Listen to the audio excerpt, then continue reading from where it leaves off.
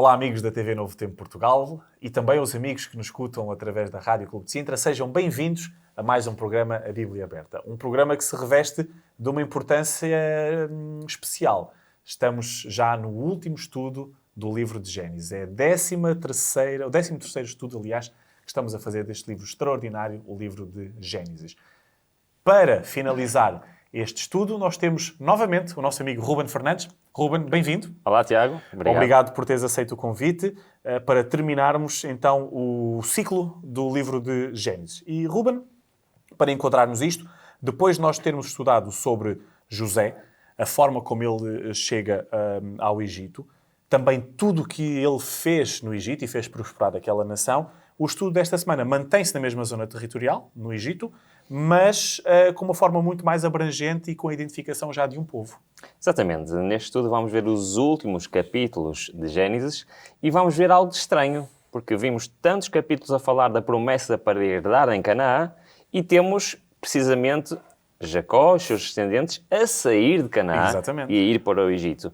E vamos ver como é que vai ser esta viagem, como é que vai ser o encontro com o seu filho José e como vai ser, então, a conclusão desta história da vinda para o Egito.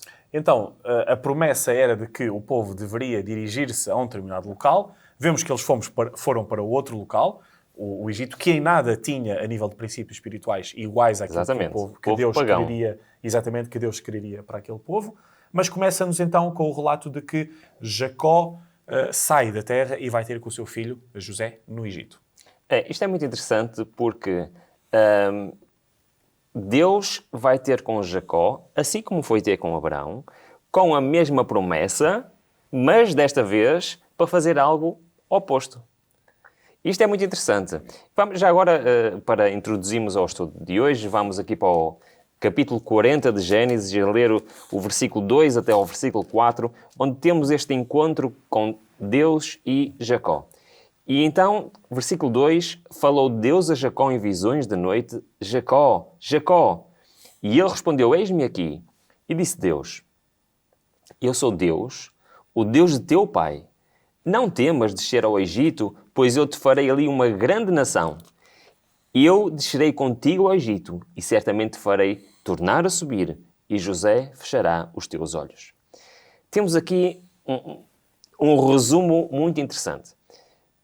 Nós podemos ver que, ao contrário de Abraão, que Deus o suscitou do Ur dos Caldeus para ir para a terra de Canaã, que era a terra da promessa, Jacó, seu descendente, está na terra da promessa e Deus vai ter com ele e diz, agora está na altura de sair.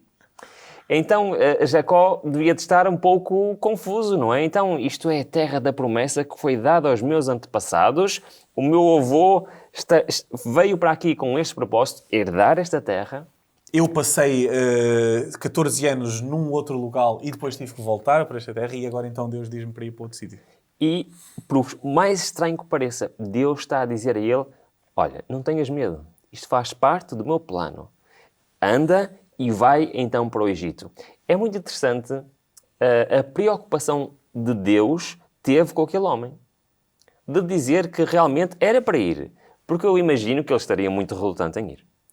Porque tudo isto era exatamente o contrário da essência do povo, neste caso do povo de Israel, que ainda não era uma nação, mas tinha essa visão mesma, é aqui que nós vamos tornar-nos uma nação.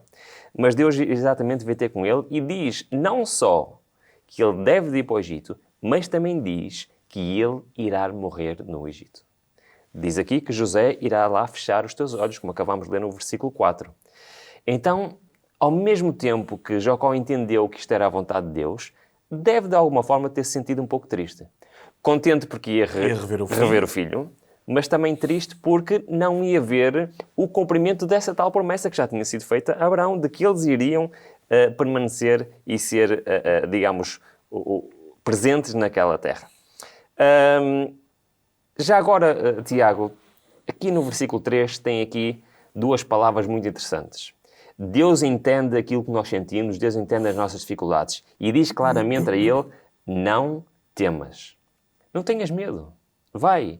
E é interessante que isto foi exatamente as mesmas palavras que Deus falou a Abraão. Se nós formos um bocadinho atrás, ao versículo 15, exatamente quando Deus se preparava, como vimos na lição 7, se preparava para fazer uma aliança com Abraão, logo no início, então no versículo 1 do capítulo 15, diz que depois dessas coisas veio a palavra do Senhor a Abraão numa visão dizendo, quais são as primeiras palavras? Não temas. Não temas. Exatamente as mesmas palavras. Porquê que Deus, tanto a Abraão, como neste caso a Jacó, a primeira coisa que ele lhes diz é não temas?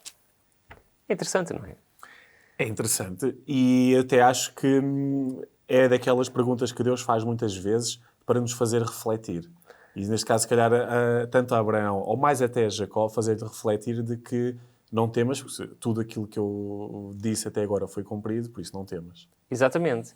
E se calhar, e agora quero trazer isto para nós, será que Deus na nossa vida também muitas vezes nos diz, Ruben, Tiago, espectadores ou ouvintes, não temas? Será que muitas vezes Deus não tem um plano para a nossa vida, nos mostra qual é o plano para a nossa vida e nós somos relutantes em aceitar o desafio de Deus? Não é muitas vezes, se calhar até sempre. Se calhar durante a nossa vida, a nossa vivência com Deus muitas vezes é esta. É nós a lutar entre a nossa vontade e aquilo que Deus quer para cada um de nós. Mas o que é certo é quando Deus nos está a revelar algo que nós devemos ser, fazer, dizer, temos de ter em mente que primeiro Deus diz sempre, não temas. Ou seja, confia em mim. Basicamente é o que Deus estava a dizer a Jacó, é o que disse a Abraão e é o que diz a cada um de nós. Mas também é muito interessante que Jacó, como descendente de Abraão, já deveria saber que mais tarde ou mais cedo que algo deste género iria acontecer.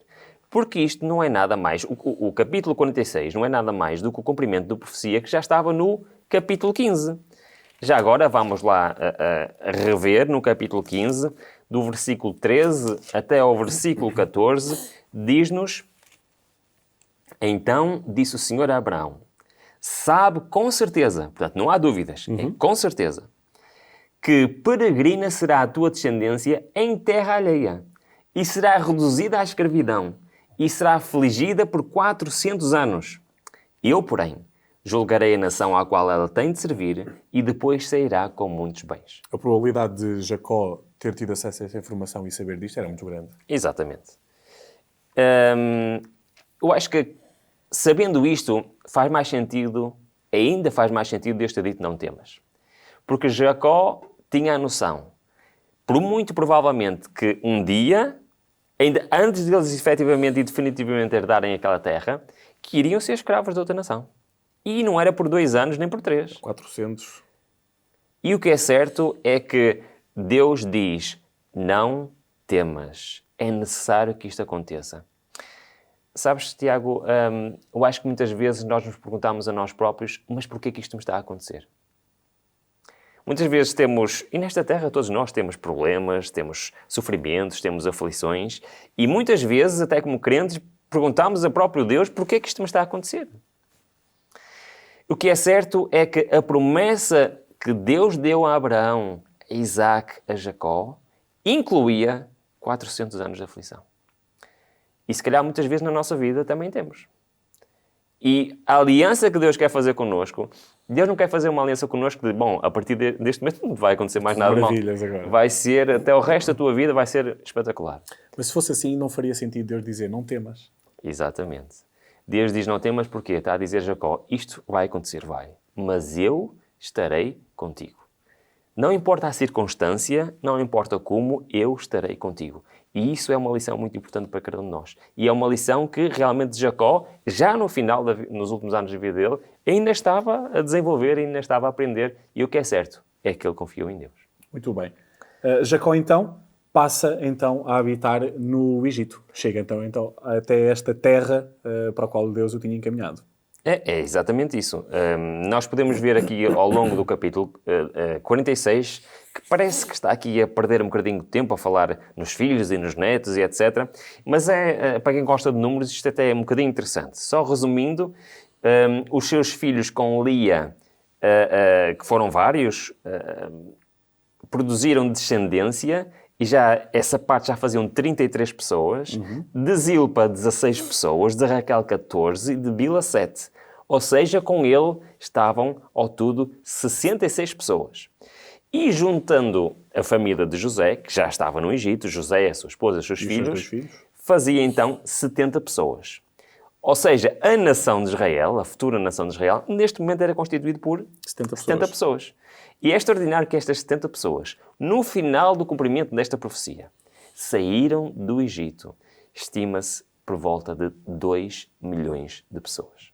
Aí sim, já é a nação já era uma nação de Israel. E é interessante que toda esta descrição está aqui a falar de todos os filhos, toda a descendência, mas existe aqui algo de muito importante. Finalmente, Jacó ia rever a José. Eu não... Acho que é difícil para nós imaginarmos. Nós vivemos num mundo em que a comunicação de alguém que está do outro lado do mundo é muito rápida. É muito fácil e muito rápida. Eu, quando vou em alguma viagem, por algum motivo, todos os dias eu falo com a minha filha, falo com a minha esposa, é quase como se estivesse com eles. Mas neste tempo era bem diferente. Por muitos anos, Jacó pensou que o seu filho estava morto. Já sabia que o seu filho estava vivo, mas ainda não tinha tido a oportunidade de estar com ele. Eu imagino a ânsia deste reencontro. E a descrição deste reencontro é muito interessante. Já agora, se permitires, vamos ler do versículo 29 e o versículo 30, que nos fala exatamente deste reencontro. E diz: Jacó enviou Judá à sua frente, a José, para o encaminhar a Gósen, quando chegaram à terra de Gósen. E então José aprontou o seu carro e subiu ao encontro de Israel, seu pai. Como sabemos, Jacó, Israel, é o mesmo nome. Deus mudou o nome de Jacó para Israel. A Gósen, quando o viu, correu, lançou-se ao seu pescoço e chorou por longo tempo. Isto é uma descrição extraordinária. E tentámos imaginar esta cena. Aliás, e desculpa interromper-te, o versículo seguinte, o versículo 30, espelha muito bem isso. Sim, e sim. Israel, Jacó, disse a José: morra eu agora, pois já tenho visto o teu rosto que ainda vives. Exatamente. O versículo 29 vemos a ânsia de José em rever o pai, em correr e atirar-se ao pescoço do pai, abraçar-se, chorar-se. E a resposta do pai é uma resposta extraordinária. É quase como: o meu objetivo de vida está cumprido. Está cumprido. Eu voltei a ver o meu filho amado, o filho da minha esposa Raquel, com quem por tantos anos pensei que estava morto, mas afinal está vivo. E não só está vivo, veio prover salvação à própria família. E olhando para trás e vendo esta história, é uma história extraordinária, tudo o que aconteceu. Mas nós vemos sempre o dedo de Deus por trás de tudo isto. E mesmo estes homens, que eram homens de Deus, eles cometeram muitos erros. Fizeram más escolhas. Mas mesmo assim, Deus continuou com eles e Deus continuou a fazer o plano B e o plano C de maneira que as coisas resultassem para a salvação exatamente deles. É, de facto, um encontro extraordinário. Mas tem aqui um pormenor que é muito importante. Após este encontro, ele imediatamente dá um recado aos seus irmãos, dá um recado àquele povo, que é o que se encontra no versículo 33. É quase como um aviso. E José diz aos seus irmãos: quando Faraó vos chamar a perguntar qual é a vossa ocupação, versículo 34, respondereis: teus servos foram homens de gado desde a nossa juventude até agora, tanto nós como nossos pais, para que habiteis a terra de Gósen, pois todos os pastores são abominação para os egípcios. Bom, isto é algo interessante. E tem vários sentidos, isto estamos aqui a ver. Primeiro, José tinha um plano. José não queria que a sua família fosse viver para o mesmo sítio onde ele vivia. Para a cidade, para o meio da civilização, ele não queria. Parece que ele queria protegê-los de alguma forma. Ele queria protegê-los. Protegê-los do paganismo, daquela vivência. Era até muito provável que o rei, quando visse estes homens, e achasse: bom, se José é assim, de certeza que eles também são hábeis e os quisessem pôr como administradores ou como responsáveis de alguma coisa. Mas vemos aqui que José não queria. Mas não queria porque via neles concorrência. Ele não queria porque queria, de certeza, protegê-los de alguma coisa. E depois nós temos que entender que o Egito estava baseado no delta do Nilo, que é naquela área e à volta, um dos sítios mais férteis. Os egípcios, logo, não eram pessoas que dependiam tanto do gado, mas dependiam muito mais das colheitas. Portanto, os egípcios eram vistos mais como produtores agrícolas do que propriamente homens de gado. E para eles, ser um pastor era o trabalho mais em baixo da hierarquia que se podia ter. E eles até achavam aquilo um bocado estranho. E então José quis aproveitar isso mesmo para tentar, de alguma forma, preservar a sua família e pô-lo mais à parte. E o que é que aconteceu? Aconteceu exatamente isso. Porque quando ele, com 5 dos seus irmãos, por isso provavelmente os irmãos mais velhos, que iam representar a família, portanto, o versículo 2 do capítulo 47, e tomou 5 dos seus irmãos e apresentou ao faraó. E qual foi logo a primeira pergunta de faraó? E perguntou ao faraó aos irmãos José, qual é a vossa ocupação? Isto já denota aqui 2 coisas importantes.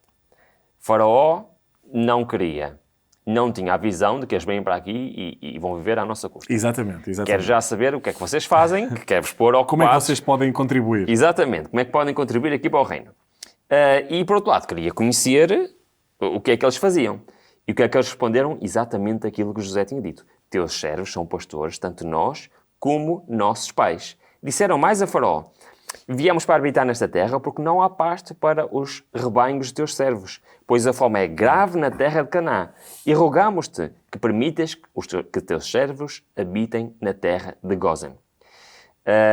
Fizeram exatamente aquilo que José tinha pedido para eles fazerem. Qual foi o resultado? O resultado está à vista. Então disse Faraó a José, teu pai e teus irmãos vieram a ti. Versículo 5, agora versículo 6. E a terra do Egito está diante de ti. No melhor da terra faz habitar o teu pai e os teus irmãos. Habitem na terra de Gósen. E se sabes que entre eles há homens capazes, põe-nos por chefes dos pastores do meu gado. Então, vemos aqui que, se não fosse este plano de José, facilmente o faraó ia pô-los como responsáveis de alguma coisa. Mas já que eles são pastores e querem ir para a terra de Gósen, muito bem, bom, então até podem ser vocês os chefes do nosso pasto, que exatamente está lá para não estar aqui à beira, porque nós não gostamos muito deste tipo de atividades. Uma pergunta interessante que nós podemos ponderar. Porquê é que José tinha esta preocupação da preservação? Porque José... Eu não estou a fazer uma pergunta a ti, mas eu aproveito para indagar um bocado sobre isso. É que José, ao longo de toda a sua vivência no Egito, aquilo que fez com que ele fosse preservado foi a relação umbilical que ele tinha com Deus, com todos os princípios que ele tinha aprendido, e ele conseguiu, presumiu que a muito custo, preservar-se. Provavelmente os seus irmãos não conseguiriam fazer, e ele com isto quis preservá-los de se perderem. Exatamente. Ele nesta altura estava como que ele era o patriarca. E ele era quase como o sucessor do seu pai e já estava a cuidar da família, tanto a trazê-los para lá como a querer-los preservar. Isso demonstra mesmo aquilo que acabámos de dizer. José, mesmo depois destes anos todos no Egito, mesmo assim não perdeu realmente o seu verdadeiro objetivo. Exatamente. E já agora, Tiago, um desafio para ti, se me permites. Sim. Eu gosto muito de um livro que é o Patriarcas e Profetas, que fala exatamente destas histórias. E temos aqui um trecho que, se pudesses, pedia-te para ler, de uma escritora cristã chamada Ellen White, que eu acho que resume exatamente isto que estávamos aqui a dizer. Ora, muito bem. Então, o trecho está no livro Patriarcas e Profetas, na página 197 e 198, e diz o seguinte. José levou 5 dos seus irmãos para os apresentar a Faraó e recebeu dele a concessão da terra para a sua futura morada. A gratidão para com o seu primeiro-ministro teria levado o rei a honrá-los, designando-os para cargo de Estado. José, porém, fiel ao culto a Jeová, procurou salvar os seus irmãos das tentações a que estariam expostos numa corte pagã. Por isso, aconselhou-os a que, quando fossem interrogados pelo rei, lhe dissessem francamente qual era a sua ocupação. Os filhos de Jacó seguiram este conselho, tendo também o cuidado de declarar que tinham vindo para peregrinar a terra, não para se tornarem habitantes permanentes, reservando assim o direito de partirem, se o desejassem.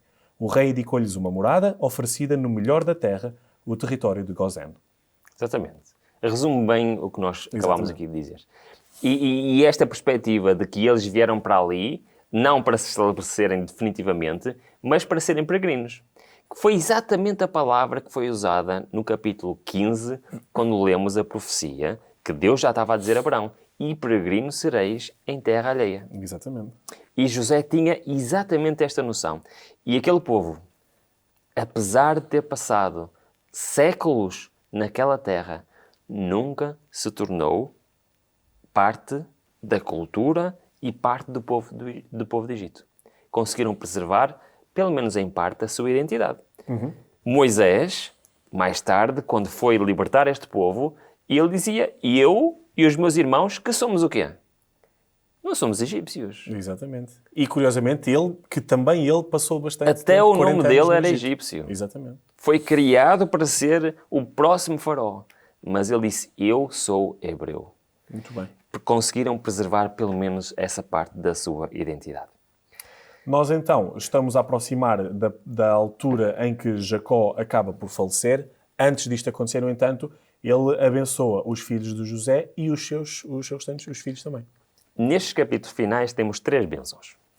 Primeiro, uma bênção muito estranha, que é ainda no capítulo 47, A bênção no ao versículo faraó. 7. Isto é quase um contrassenso. Porquê? Porque o faraó era visto como um Deus, Sim. como o sumo sacerdote da religião pagã do Egito. E vir uma pessoa de fora abençoá-lo a ele, era como ele está-se a dizer que tu tens mais autoridade espiritual do que eu. E isto eu acho que só foi possível porque Faraó conhecia bem a José e já estava a entender que José tinha uma ligação com Deus diferente, com Deus especial. Porque senão este episódio não fazia muito sentido. Mas o que é certo é que Jó chegou lá e a primeira coisa que fez foi abençoar ao faraó. Porque, quer queiramos, quer não, era este homem que estava a permitir que neste momento eles vivessem, não estivessem a morrer à fome. E Deus usou, de alguma forma, este faraó para isso mesmo. E depois, logo a seguir, nós temos a bênção primeiro para os filhos de José e depois para os seus próprios filhos de Jacó. Ora, isto é muito interessante porque esta bênção que foi dada inicialmente aos filhos de José foi feita de uma maneira que não agradou ao próprio José. Nós temos os 2 filhos, Manassés, Efraim. Manassés era o primogênito. Já tinham nascido no Egito. Já tinha nascido no Egito. Quando ele leva os filhos a Jacó, Jacó fica muito contente então por finalmente conhecer aqueles netos. Diz algo de estranho, que diz, estes 2 filhos, os outros que tiveres são teus, mas estes 2 são meus. Como que incluindo estes 2 como parte dos, digamos assim, dos líderes do povo de Israel. E depois faz uma coisa estranha, que é, ao ir abençoar, José coloca o Efraim à direita do Jacó, o Manassés à direita de Jacó e o Efraim à esquerda. Para quê? Para o pai colocar a mão direita na cabeça do Manassés, que era o primogênito, e a mão esquerda no Efraim. Mas há aqui uma inversão, tal como já tinha acontecido. Mas ele faz assim. E José diz, pai, desculpa, mas lá da idade já sei que já vês mal e tal. Está enganado. Estás enganado, tens que mudar as mãos, é ao contrário. E o pai diz, não estou enganado, é mesmo assim. Efraim é o mais novo, mas ele será o mais importante dos 2. E isto é muito interessante, porquê? Porque estas bênçãos que ele dá a destes dois jovens e depois aos seus filhos são quase como profecias. E ele, neste momento, Jacó era um profeta de Deus na terra. E ele, ao dar estas bênçãos, está a dizer como ia ser a vida deles para o futuro e está também, de certa forma, a projetar profecias que vão ser importantes para acontecimentos que nem sequer fizeram parte da vida destes jovens. E se me permites, no pouco tempo que nos resta, eu gostaria de destacar a bênção que ele deu ao seu filho Judá. Penso que de todos é aquela mais importante num sentido. É que ao mesmo tempo é uma bênção para Judá, mas é também uma profecia extraordinária. Isso encontra-se no capítulo 49, a partir do versículo 8, que diz assim: Judá, a ti te louvarão os teus irmãos. A tua mão será sobre o pescoço de teus inimigos. Diante de ti se inclinarão os filhos de teu pai. Versículo 9. Judá é um leãozinho. Subiste da presa, filho meu, encurva-te e deita-se como leão e como leoa. Quem o despertará? Basicamente, ele está a dizer que Judá é como se fosse algo de preponderante, como fosse um leão, quase como se fosse aqui o rei da selva, mas diz no versículo 10, o cetro não se arredará de Judá. Ou seja, atribui-lhe aqui pressupostos reais. Exatamente. E ele está, neste momento, a profetizar algo de muito importante. Nem o bastão de autoridade diante de seus pés, até que venha Siló, e a ele obedecerão os povos. Esta profecia, esta bênção para Judá, era uma profecia diretamente ligada à vinda de Cristo. E Cristo, se nós formos ver a genealogia de Cristo, exatamente vem de Judá. Não só Cristo, mas como, por exemplo, o rei David. Um dos reis mais importantes da história do povo de Israel. Então isto começa tudo a fazer sentido. É muito interessante que este atributo de leão de Judá, é algo que percorre a Bíblia e que é atribuído a Cristo. E o cetro que passou por David, mas será quem que irá ter depois eternamente esse cetro? Se vamos ver as profecias, fala que Jesus Cristo será o Rei e Senhor e governará com o cetro na mão este mundo. Versículo 11. Ele amarrará o jumentinho à vide e o filho da jumenta à videira mais excelente. Repara bem, lavará as suas vestes no vinho e a sua capa em sangue de uvas. Uma clara alusão ao sacrifício de Cristo na cruz e que realmente o seu sangue ia ser aquilo que iria permitir hoje a cada um de nós ter acesso à salvação. Ruben, muito obrigado por nos teres ajudado a fechar este ciclo de estudo do livro de Gênesis com esta bênção extraordinária de Jacó aos seus netos, aos seus filhos e especialmente a Judá, apontando já para quem seria Jesus e o que faria Jesus por cada um de nós. Muito obrigado por teres estado aqui connosco. Foi um prazer. Assim, irmão e amigo da TV Novo Tempo e da Rádio Clube de Sintra, é verdade que chegámos ao fim do ciclo de estudo deste livro de Gênesis. Mas não desanime, porque na próxima semana começamos já um novo trimestre. Por isso, marcamos o encontro consigo já para a próxima semana, para um novo estudo, quiçá até mais desafiante. Obrigado pela sua atenção e até à próxima semana para mais um programa da Bíblia Aberta.